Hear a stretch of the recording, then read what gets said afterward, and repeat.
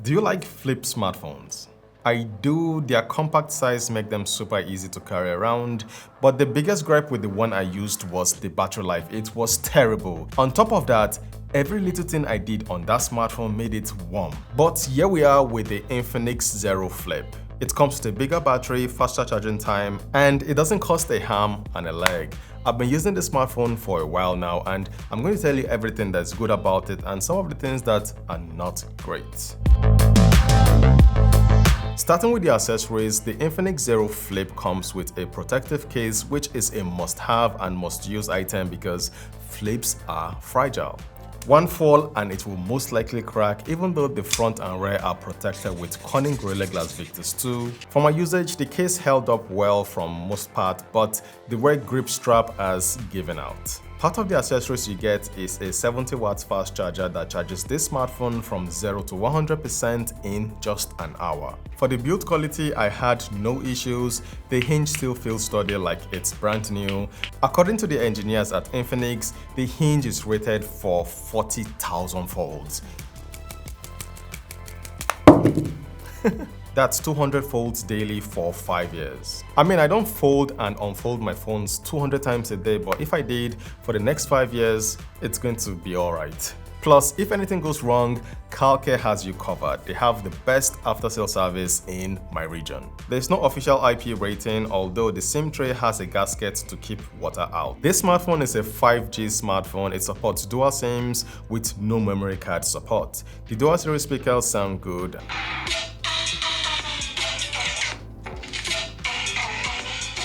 Fingerprint scanner doubles as the power button. It's super fast. I wish the placement of the fingerprint was a bit lower. It would have been easier to reach if it was.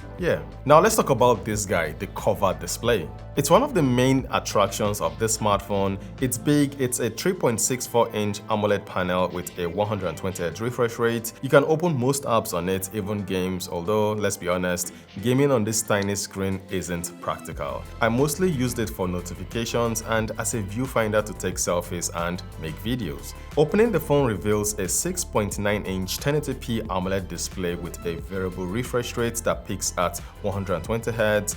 It's smooth, responsive, and bright, hitting up to 1400 nits outdoors. Now at 6.9 inches, it's just a little bit longer than the Samsung Galaxy S24 Ultra and even the iPhone 16 Pro Max, and it might be a problem for some people. Suddenly, that portable smartphone you love becomes a tall smartphone, and it has a weird aspect ratio. When watching content, it crops out some of what you should be saying, but you can always zoom out to solve that problem. It's not a big deal. The display supports HDR content on YouTube, but unfortunately on Netflix, it doesn't. Even so, Netflix videos still look good on it. Performance is actually great on this smartphone. It's powered by the MediaTek Dimensity 8020 chipset. It's a 6nm processor. The Infinix Zero Flip can handle most tasks like a champ. Apps open quickly, video editing on CapCut is seamless, and multitasking is smooth thanks to the 8GB of RAM it comes with. Storage options go up to 512GB, giving you plenty space to install pretty much all your favorite apps. Everything you do on this smartphone is going to be smooth, but it gets hot. Like when you're gaming or streaming YouTube for like 20 minutes, you're going to feel the heat if you don't use the case. For gaming, it ran PUBG at HDR graphics and ultra frame rate. You can also play this game at smooth graphics and extreme frame rates. The gameplay was alright. Call of Duty Mobile performed well. It played the game at very high graphics and maximum frame rates. If you're a Call of Duty Warzone fan, unfortunately you can't play that game on the smartphone, which is strange considering the phone's spec.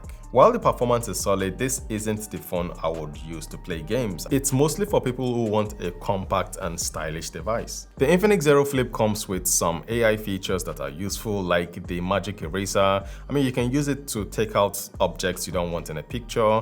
It also has an AI assistant, Folax. You can pretty much ask it any questions, including questions on recent events. It can summarize articles and even summarize PDF documents. Another positive of this smartphone is it's guaranteed 2 major Android updates and 3 years of security patches. It comes with 3 50-megapixel cameras, 2 on the cover display and 1 inside. The front camera is decent, but I recommend using the main rear camera for selfies. The difference in sharpness and details is massive. So 50 megapixel rear camera shooting in 4K 30 FPS. Ouch!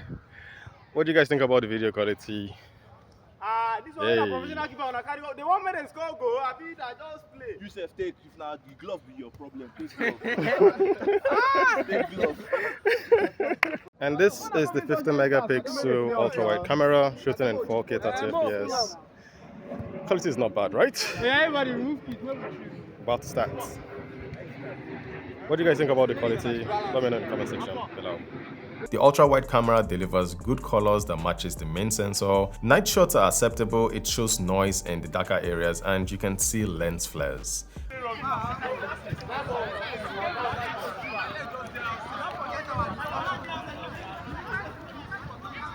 Another interesting feature of this smartphone is the GoPro integration. You can pair the phone with a GoPro, use it as a viewfinder, control the GoPro camera remotely, and even review captured footage. The battery life on this smartphone surprised me, even though it's not excellent. It comes to a 4720 mAh battery, and from my usage, I'm a heavy user, I charge this smartphone twice a day, which is an improvement from the last Fold I used. At $626, the Infinix Zero Flip is one of the most affordable flip smartphones in the market. It's half the price of the Samsung Galaxy Z Flip, but should you buy it? Well, it depends.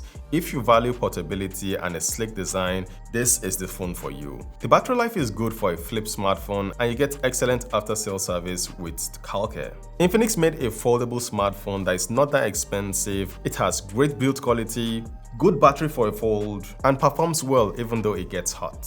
For the price of this smartphone, I really can't complain. So that's my long-term review of the Infinix Zero Flip. If you have questions about this smartphone, drop them in the comment section below. I'll be more than happy to answer them. Thank you for watching till the end, and I'm going to see you guys with more content like this. Valor Reviews, signing out.